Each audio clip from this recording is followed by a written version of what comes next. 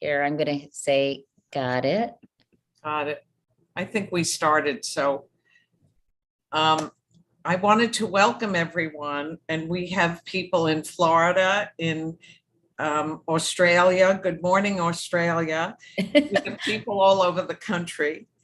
And I thought I would start by telling you a little about the Same Sky Foundation Fund, which was founded to provide access to training, education, and financial fluency initiatives for women. We have helped over 10,000 women and girls, whether in Rwanda or formerly incarcerated women in New Jersey or in New York.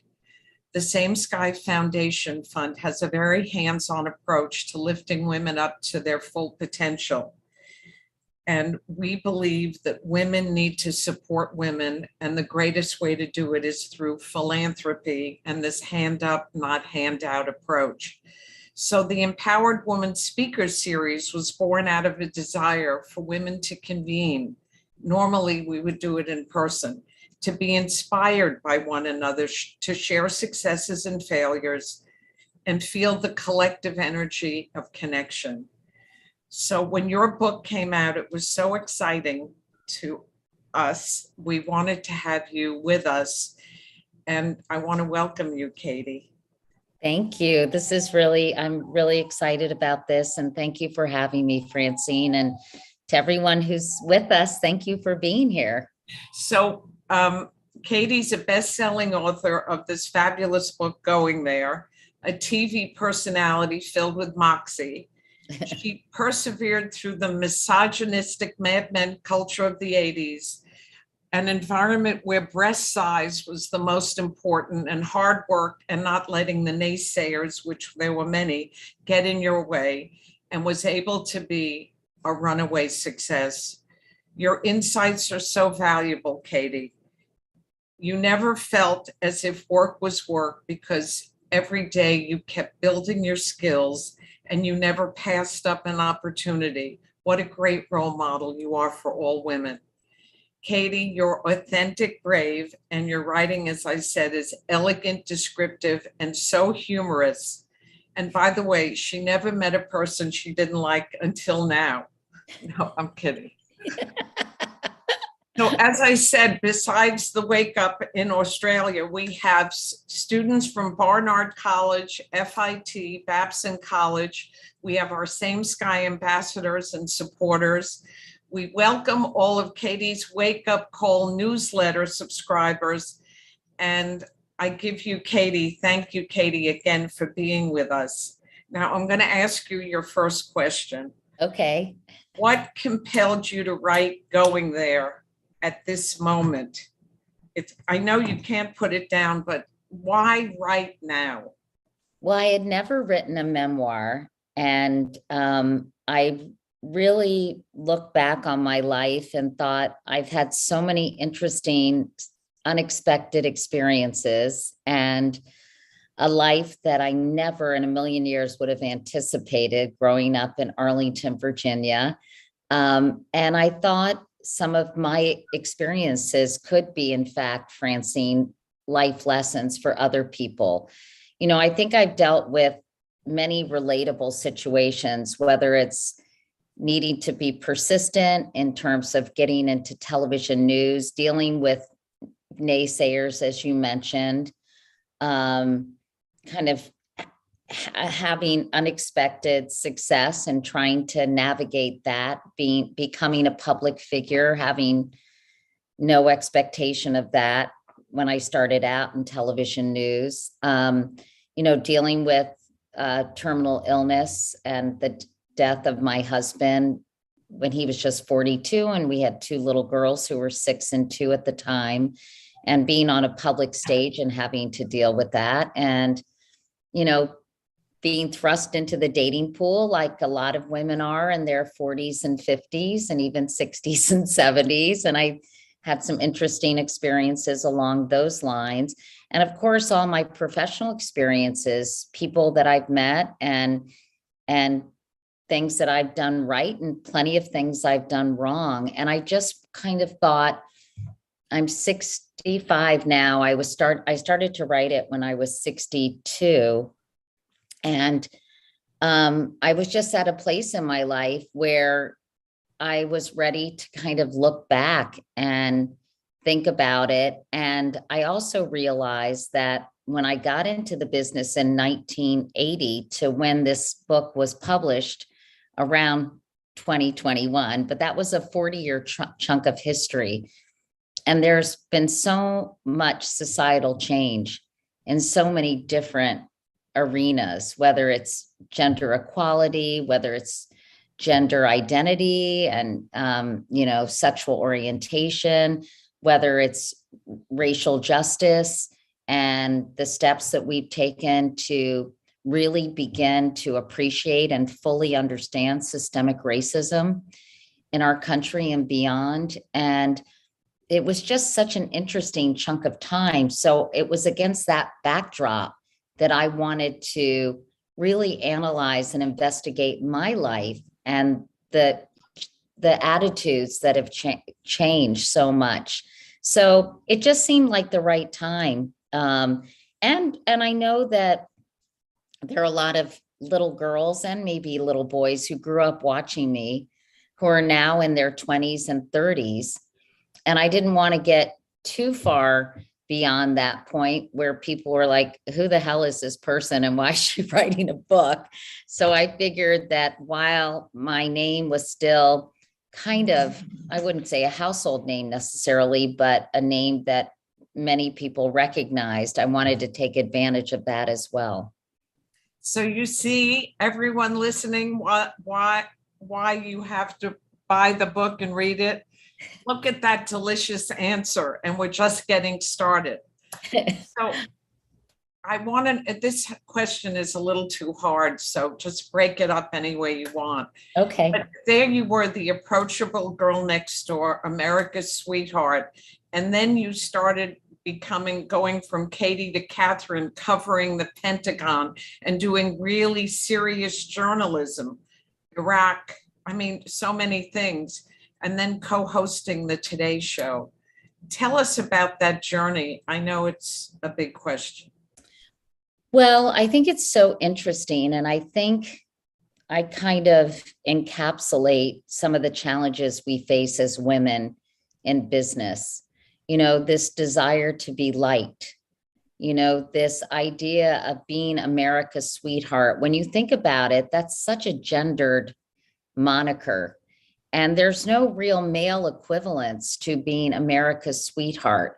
And why should women aspire to that? It's interesting, isn't it, that men don't aspire to be a sweetheart or, America's darling. And there's something, while I appreciate that on one hand, I appreciate that because I think it means you're likable and, cheerful and lovable even, but at the same time, it is so restricting and it puts you in a box that forces you to, always be nice. And I think a lot of us in business really struggle with this because women, if they're tough and appropriately tough, or if they're direct, I think it's really more direct than demanding.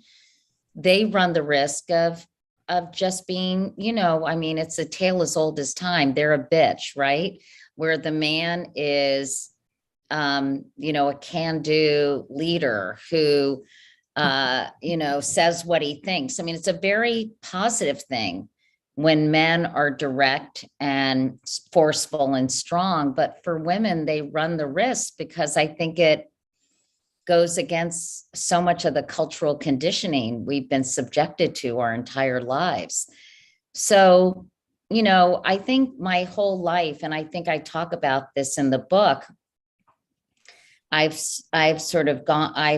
vacillated between Katie, lovable, friendly, outgoing, and I'm all of those things, but I'm also, I guess, Catherine, because I'm more serious. I care deeply about issues.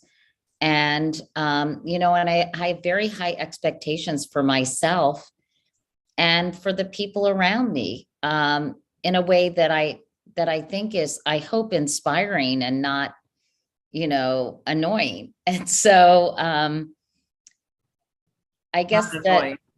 I guess the I went from being this, I mean, I'm still friendly and outgoing, and I really like people. I'm super extroverted, but I'm also another side, which, I just described. So I think trying to manage those two sides of my personality, I think it's tough for a lot of women out there. And I still see it happening. People are saying really mean things about Nora O'Donnell that are so gendered and sexist. And, there's still a lot of misogyny out there in the world. And it is very tough, I think, for women in leadership positions, many on probably this Zoom would recognize, to handle sort of the pressures of that. But, I started out, just to give a quick synopsis, with people not really encouraging me. I didn't really fit the mold of what a female television journalists look like. That was when you really had to be glamorous, and it was usually kind of the older man and the younger woman as the anchor team, especially in local news. And I just had to work really, really hard to prove myself. And finally, working at the Pentagon gave me some credibility, which was really helpful. Tim Russert recognized I had some talent and was kind enough to give me a network job, which was such a thrill for me.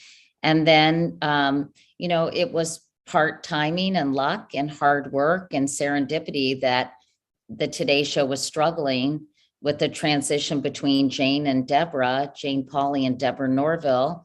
The audience knows best, a lot better than those male executives that thought at 39 Jane was getting too long in the tooth, whatever. And the audience rejected Deborah because they felt this parasocial relationship with Jane, which, people feel very close and familial, especially with people in the morning. So I was very lucky to get that opportunity. And then sort of the rest is history. But, envy between women is such a huge problem. And you dealt in this incredibly competitive world where you were set up against really Jane Pauley and Deborah Norville and Diane Sawyer and also Leslie Stahl. I mean, how can we work on this issue? I mean, that's one of the things I wanted to raise in the book, because obviously it's a very interesting and tricky dynamic, because men are very competitive too. And I mentioned in the book how David Muir and George Stephanopoulos got into a big fight over who was going to do the special reports on ABC, to the point where Bob Iger had to be flown in to mediate the conversation. There are plenty of stories about men. I think one just happened at Disney, where a man feels threatened and kind of puts the kibosh on another man's career. And I think that it is really tricky. How do you support other women when you're in a highly competitive industry? It's challenging. I think it's less challenging now, but I still think it exists. This highly competitive, not just with women, but with men and women competing against each other now. And so I was hoping that conversation, with when my dad said women are sometimes their own worst enemies, how we could have a real conversation about, these primal competitive instincts that come out, and the need to support other women at the same time.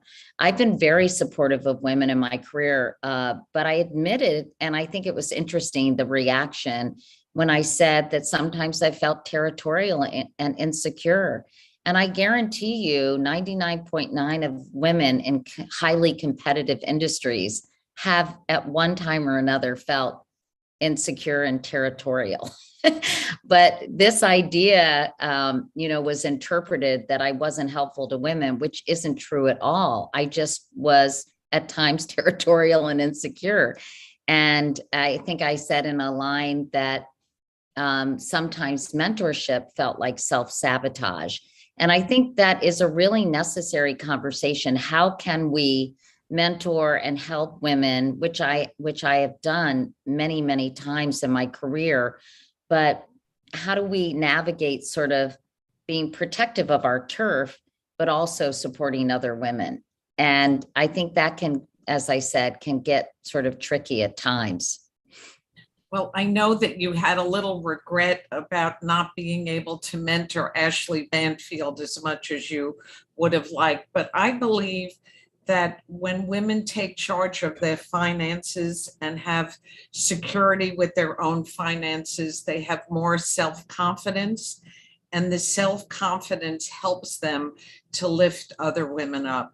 I think part of the problem too, Francine, is you have the executives, at least at the time when I was in the television industry, were men.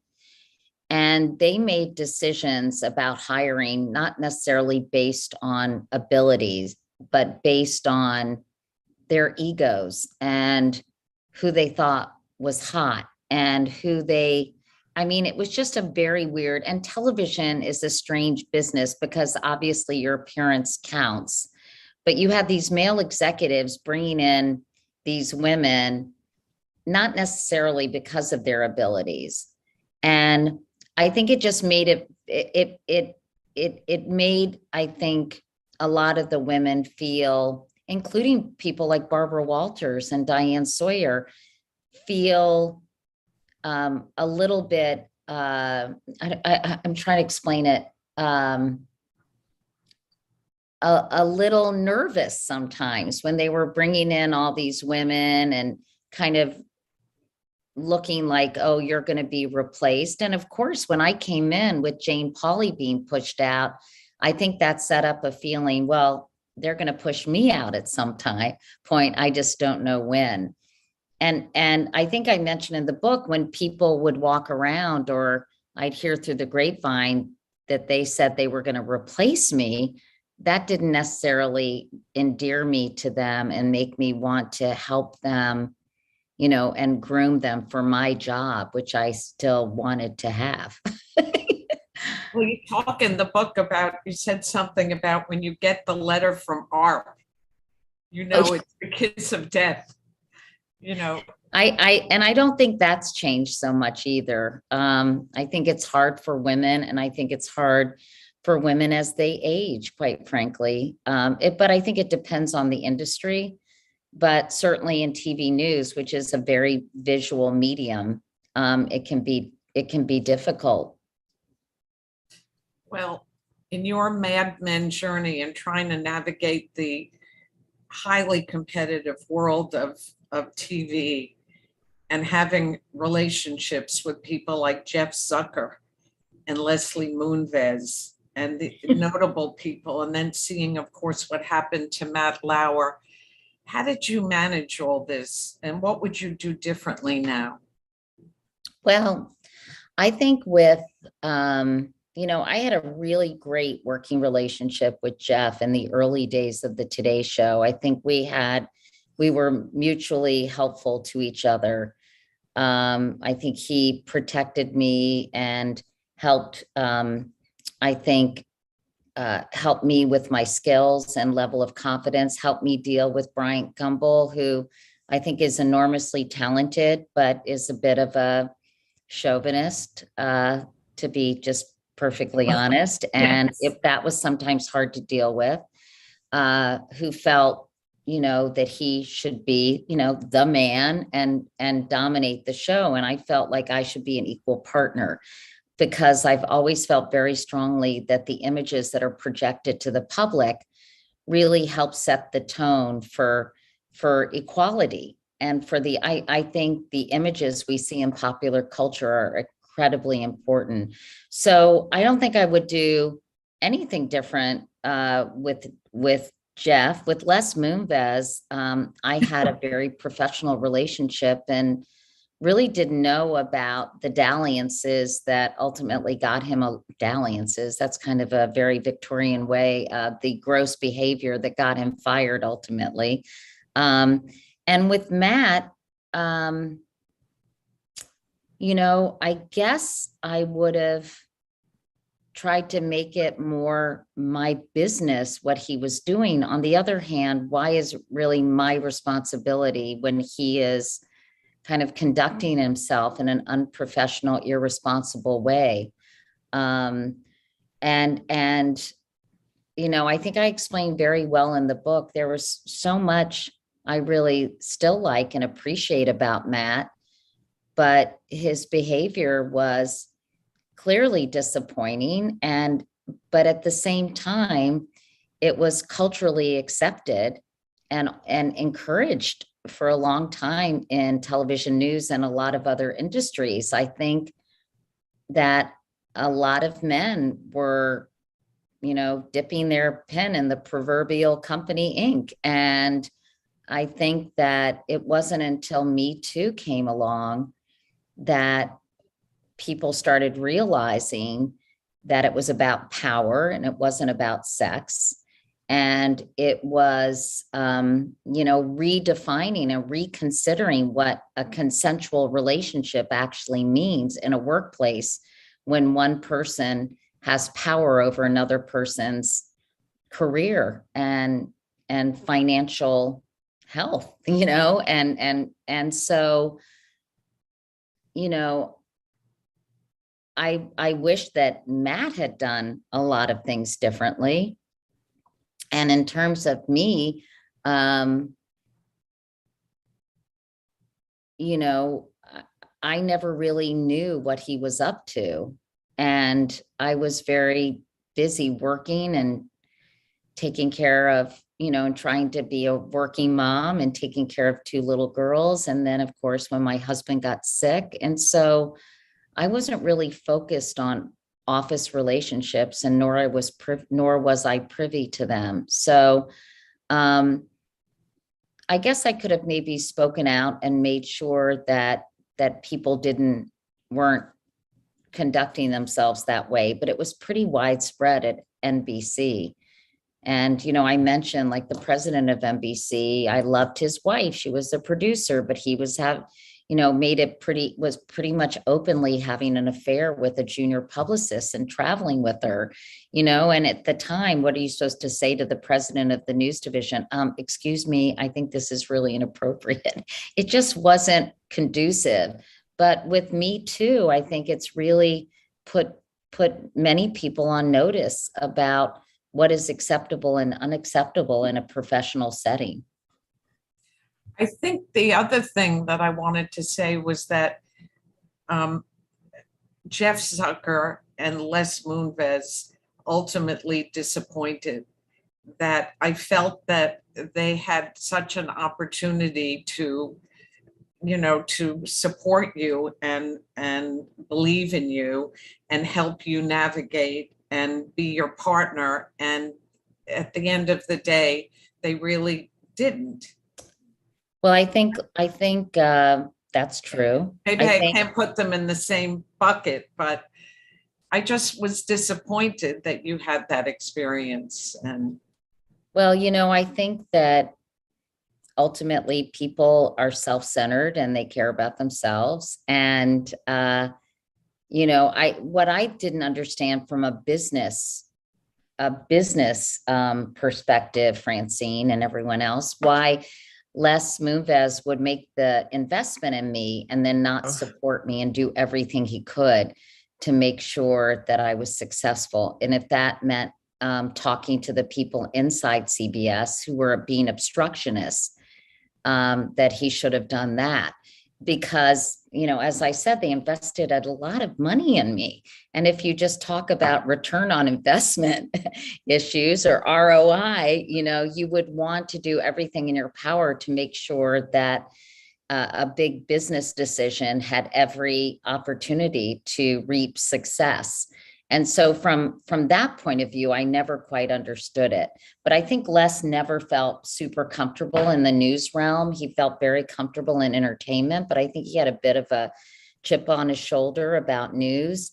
And you know, I know that if I were in his shoes, I would have said to people, if you're not on the train and you're not, this is our person, she's got a 5-year contract, we're paying her a lot of money. And if you are not going to be helpful, then you should find another job. That's what I would have done. But he, you know, I wouldn't say he has like, I wouldn't say Les is, I mean, on one hand, he's got a lot of chutzpah. On the other hand, he's a very weak man.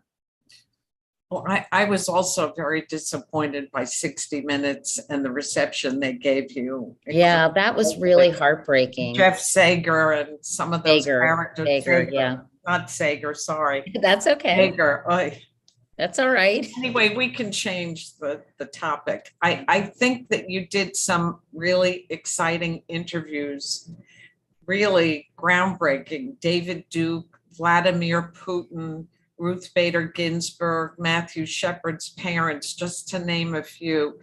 Can you tell us some of the ones that really stand out and were so memorable for you?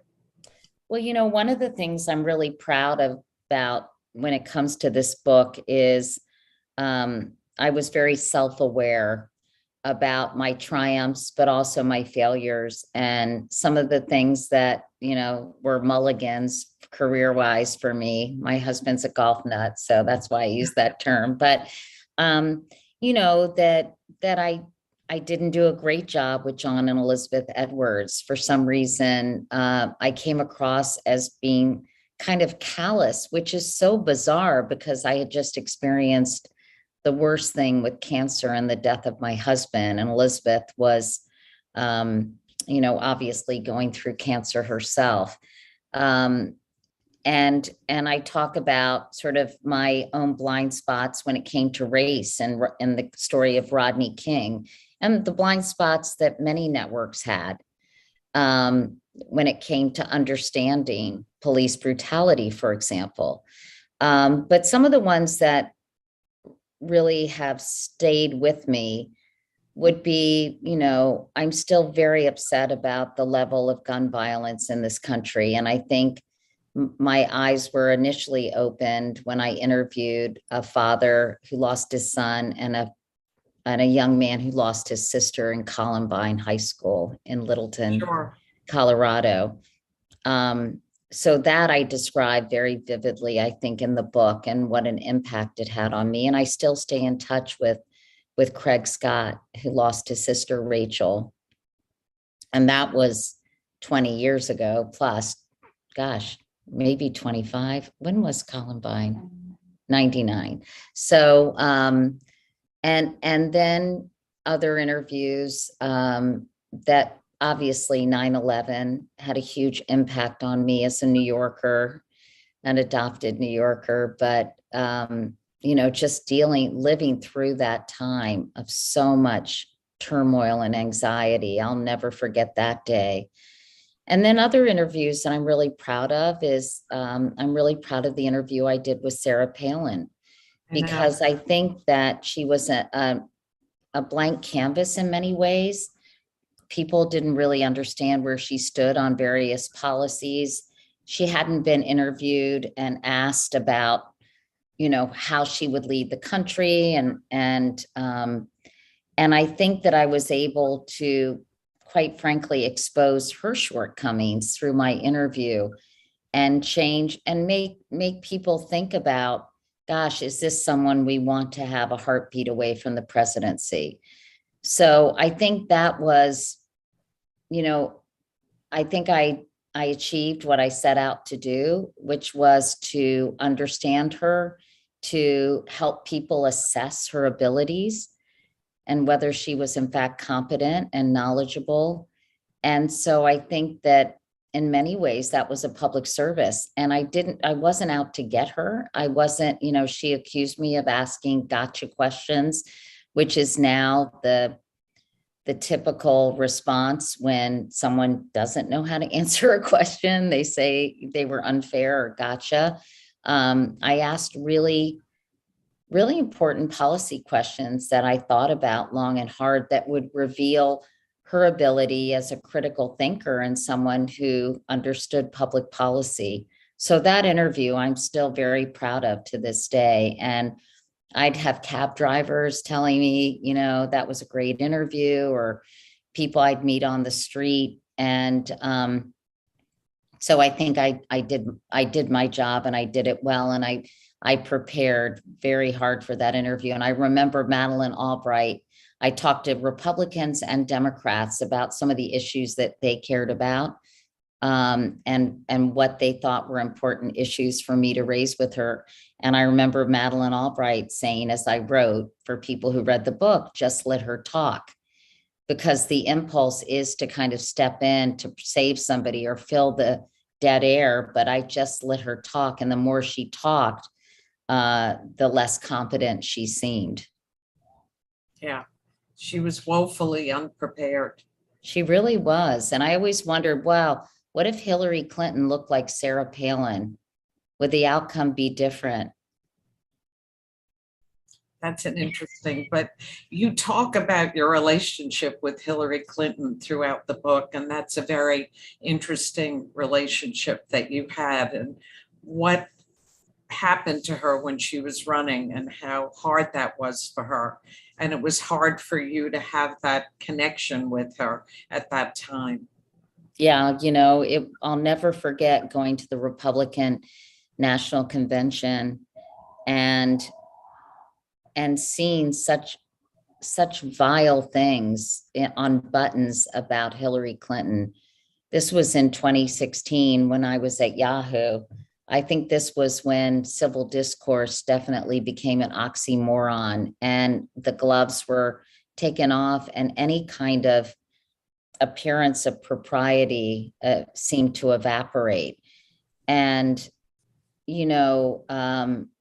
to see even in 2008 when she ran, to see, but this was more pronounced in 2016 when they had, Hillary Clinton nutcrackers. And, I think that people still have a very difficult time handling powerful women. And, some people don't like her for maybe public policy reasons, but I think for many people, it was this visceral discomfort at somebody who was a confident woman who was certainly qualified in every respect.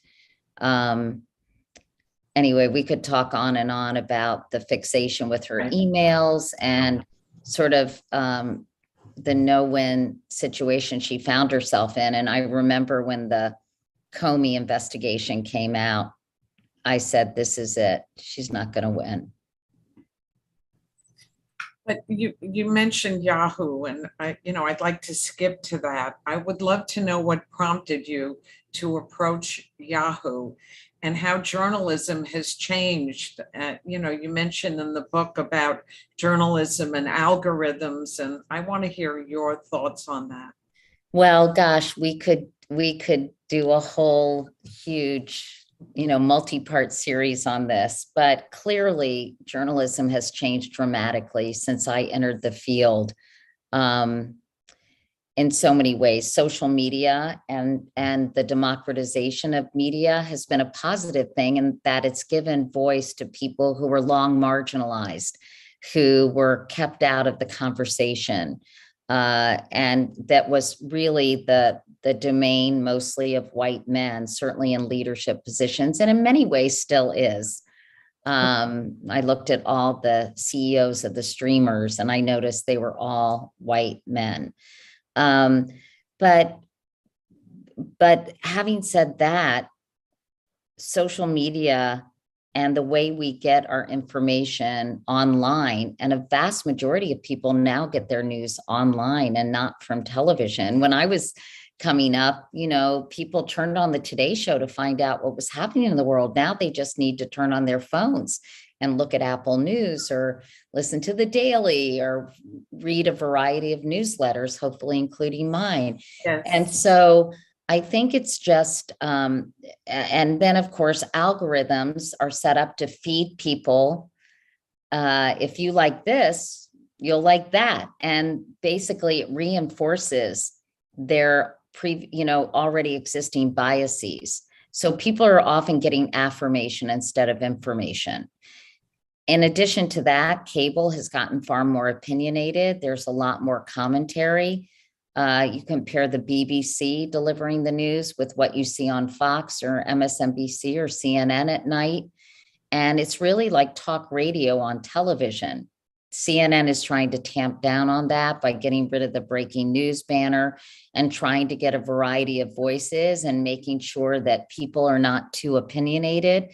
But for so long, it was dominated or has been dominated by opinion and commentary instead of this is what has happened. Maybe get a couple of people analyzing it and then let the viewer form his or her or their opinion. So, it's just become very, very different. And trusted sources, trust in the media is at an all-time low. And I think we're so polarized because we are watching the media that, as I said, reinforces our views. So if you have Fox News on all day, of course, you're going to think a certain way. If you have MSNBC on all day, you're going to think a certain way. And there was an experiment where Fox News viewers were paid to watch CNN for a month by some academics, and their views changed on a whole panoply of issues. So I think that media has really been responsible, or at least contributed to polarization by giving people two very different worldviews when it comes to politics. And frankly, you cannot discount the role Donald Trump has played in this by calling media people, by saying it's fake news, by calling journalists enemies of the people, by, lying about stupid things like your crowd size at your inauguration, or, lying that you won the election when you didn't. I mean, I could go on and on. So, unfortunately, when you call out those lies and you separate fact from fiction, his supporters think you're biased when actually you're just telling the truth. So it's a conundrum for journalists, and for people who are just unmovable in terms of their allegiance, for whatever reason, to Donald Trump. So I want to go to another subject, which is something that touched me greatly when you talk about your journey with Jay's illness and sort of keeping the truth from him, not telling him how serious or grave it was. I know I want you to sort of talk about that a little, because I think it's such an important point. And I'm curious, when your sister was ill, if that had an impact on how you dealt with that, her illness. It didn't change really. For people who haven't read the book, my husband was diagnosed with stage 4 colon cancer at 41. And I was told that the prognosis was very bleak. And while I'm a glass half full person, he sometimes was not as positive as I was. And I was acutely aware of not wanting to have him spend his final time on earth just waiting to die. And I think because of that, I was unrealistically optimistic all the time, at least to him, and tried to say, we'll fix it, we'll figure it out, we'll find out a new drug. Oh, you've got a tumor behind your eye, we'll go to a oncological, I can't even, ophthalmologist, oncologist, and that's a mouthful. But, I just was really afraid to have that conversation that he might die.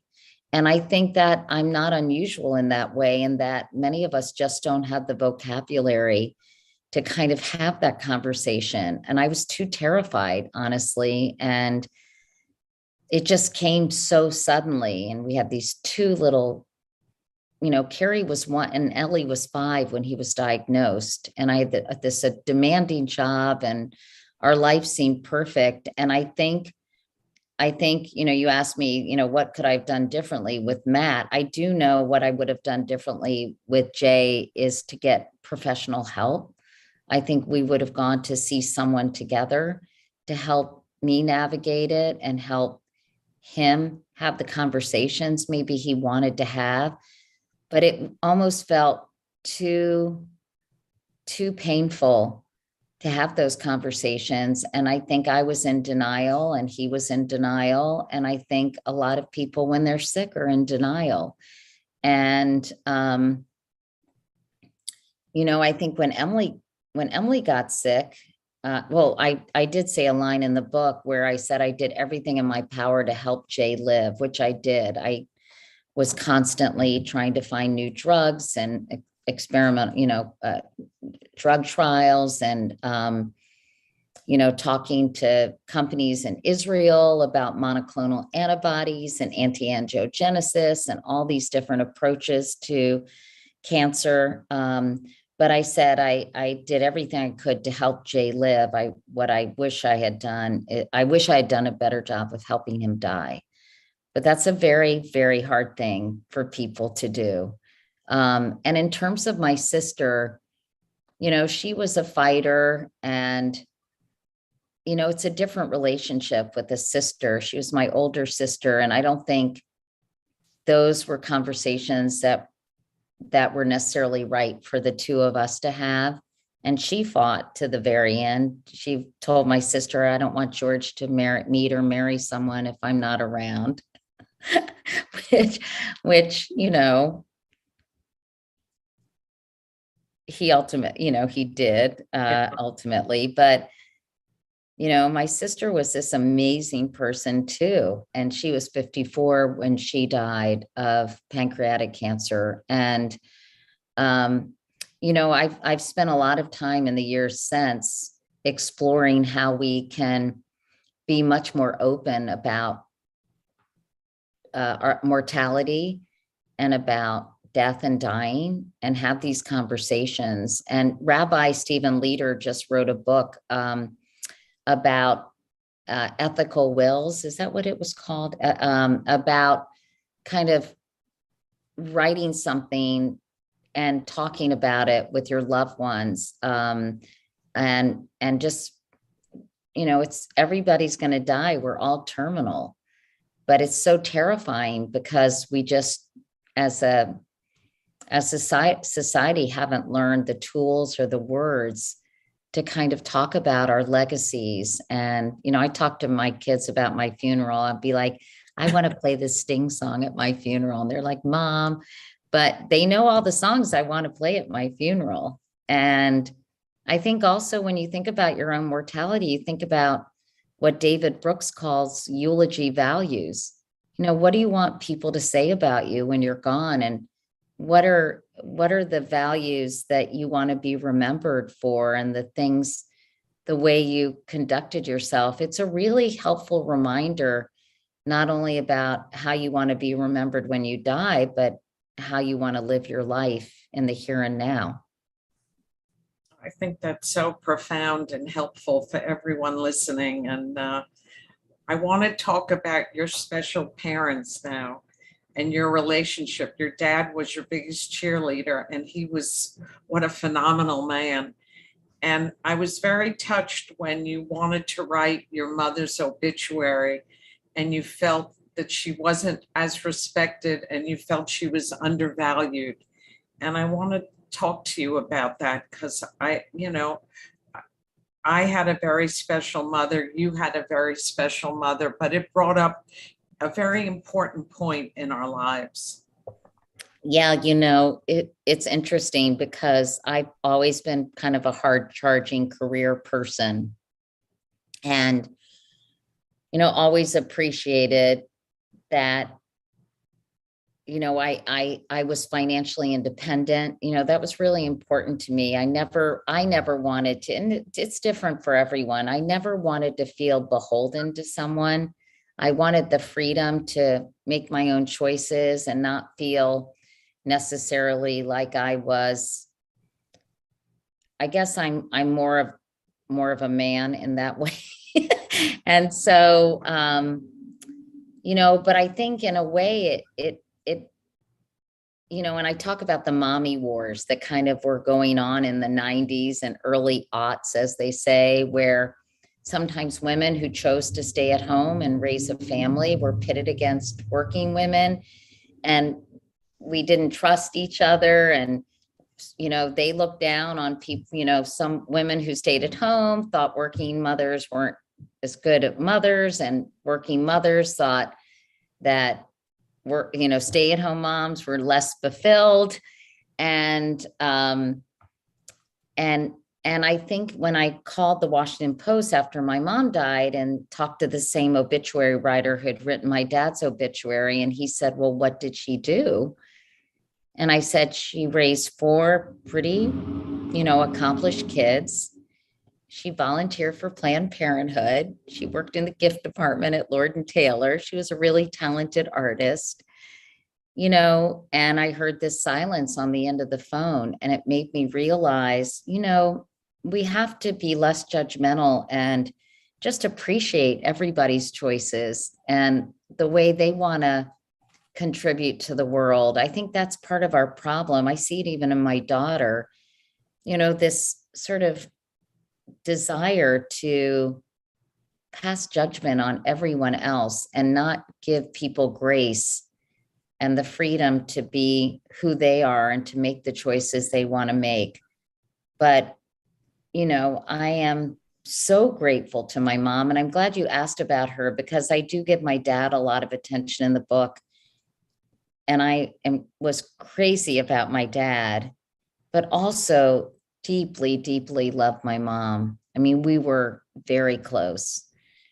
And, I think she made a lot of sacrifices, and she also came of age at a time where women didn't have many opportunities. She was born in 1923. It was a very different world for women then. And so I think I just appreciate, and I think everyone needs to appreciate all of our accomplishments, whether it's, raising really great kids, or trying to and failing to raise really great kids, or, volunteering at your local food bank. I mean, I think I just want women to not only be more professionally supportive, but also just support our choices. That's so well said. Speaking of choices, you now have Katie Couric Media with your husband. And by the way, happy anniversary tomorrow. Thank you. Thank you. So, what's that like, working with your husband? Well, it's not always easy, newsflash, because we're both very strong personalities. John has a very, good finance background, and he's a very good businessman and quite a good leader and manager. All things, I'm not a good manager. I'm just not. I don't think I've had the experience or the training to really manage people. It's a real art to that, and to support people. And by the way, it's incredibly time consuming to manage people. Geez, it's just a lot. And to keep people happy, especially these young employees. I mean, they can be so difficult. Sorry, you young people watching from FIT or wherever you are. And that can be really hard at times, because young employees expect a lot from their employers now. in a way that I never did coming up. I pretty much did whatever I was told. And, they're feisty and they fight back and demanding. And it's kind of an employee's market now, although that may change in the future with the, economic challenges we're likely to face. But I really admire John, and he really, his strengths, my weaknesses are his strengths, and he's also quite creative. He always says business is much more creative than people think.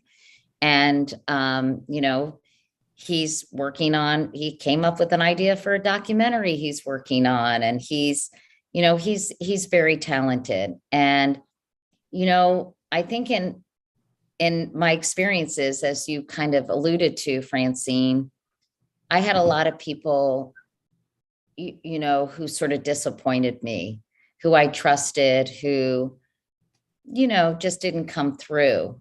And John always has my back. We may kind of butt heads occasionally, but I always know that he's looking out for me and supporting me and protecting me in a way that is so wonderful. And I'm in the middle of releasing a 6-part podcast on Roe v. Wade and how we got here and what it was like before that decision was passed, handed down by the Supreme Court in 1973, and what a future without Roe will probably look like, especially for women who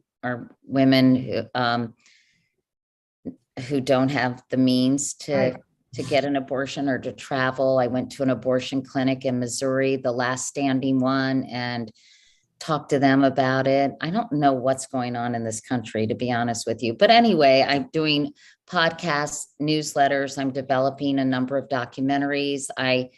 It's so silly, but I just got a mammogram, and we're working with purpose-driven brands who care about storytelling, and their employees want them to stand for something more than just the bottom line. But they need to figure out, how do they tell their story? How do they tell the story of the things they care about?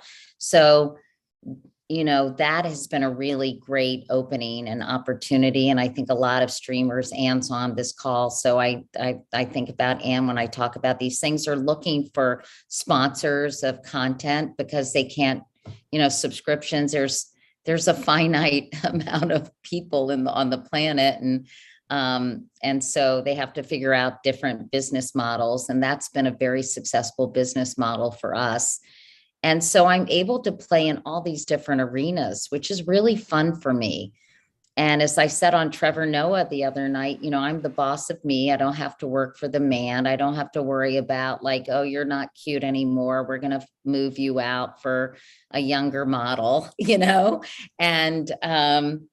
and so it's just been very liberating. And I think with disintermediation, being able to tell stories through social media, through podcasting, you don't necessarily need a big bureaucratic news organization to do that, especially at this point in my career. I'm able to say, gosh, I want to talk to Neil Katyal, the acting Solicitor General, to explain what is going to be the outcome of January 6th. Or I want to talk to Adam Kinzinger about the committee hearings, or I want to talk with somebody about a new cancer drug, or, there's just a whole host of subjects that I'm interested in and care about. And, I want to talk to the writer of a book about when, there were a lot of gay people in Washington, and he just wrote a book about that, which is really interesting, or the book about Jack Welch. And, there's so much out there, and I can have these conversations. And because I think of my career and because of my so-called body of work, people trust me, and they know that I'm going to hopefully ask intelligent questions. I'm going to be prepared, and I'm going to be fair. And so I'm able to get big interviews with people because of my reputation. But because of technology, I'm able to bypass some of the gatekeepers or the people who tell me I can only talk to someone for 3 minutes when I'm talking about a topic that deserves a much deeper exploration. So it's the I'm really having fun and it's extremely liberating. And we have 35 employees. I'm able to nurture young talent. Wow. And, I think it's just a great new chapter. And I think I'm interviewing Sheila Johnson at a female founder event, who owned BET with her husband, went through a very bitter divorce and has, become a leading figure in women's sports and now the hospitality industry.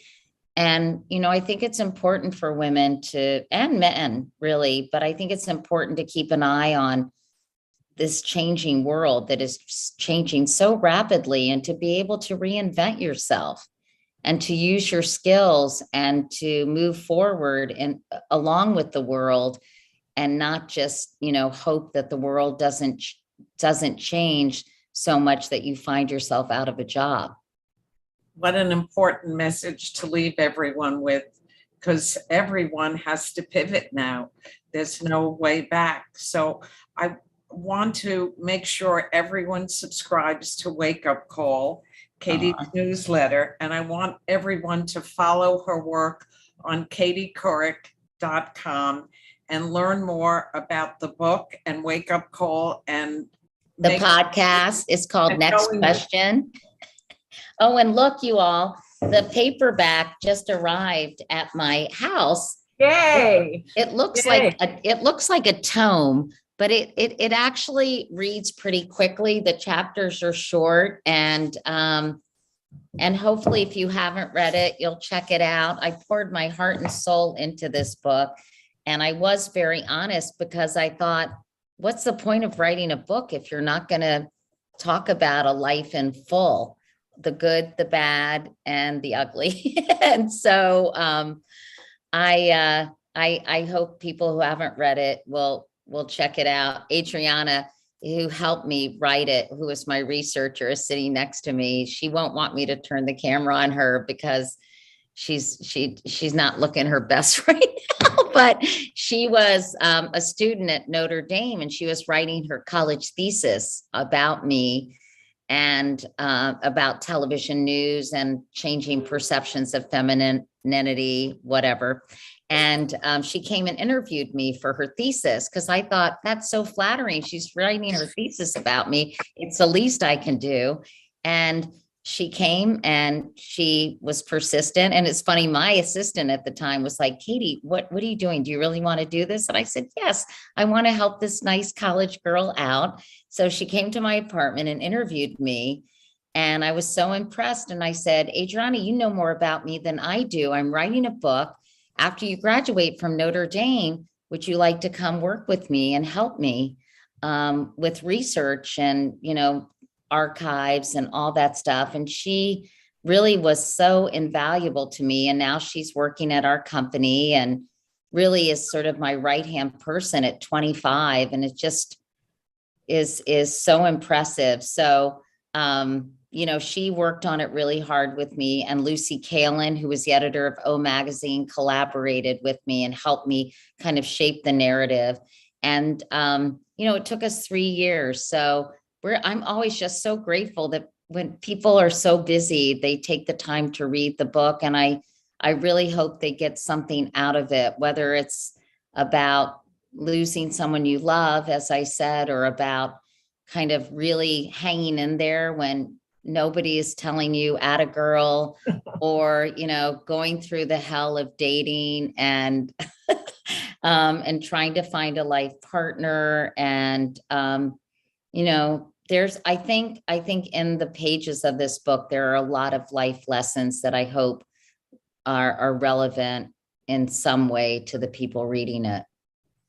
Well, I don't know if you can read the comments, but people are I can't. Oh, I see. Everybody's in love with this. Aw. You Well, did such thank you. a Thank you all for, brilliant job. So thank you and so thank you much. for This inviting me, was so Francine. great. This was so sweet of you. And thank you for not only reading the book, but listening to the book. And no wonder Francine is sick of me. Now you're really sick of me. I'm not at all. I think you're great. And Well, I'm sorry we couldn't do this in everything. person. Yeah. Maybe another time, if you Yes. have another guest, I can help and interview That would the be great. person I love and that. get You to know got it. some of the people who are supporting your great organization. Thank you. That would be divine. I love that. Goodbye, everyone. Thank Thank you you so so much, much. everyone. This was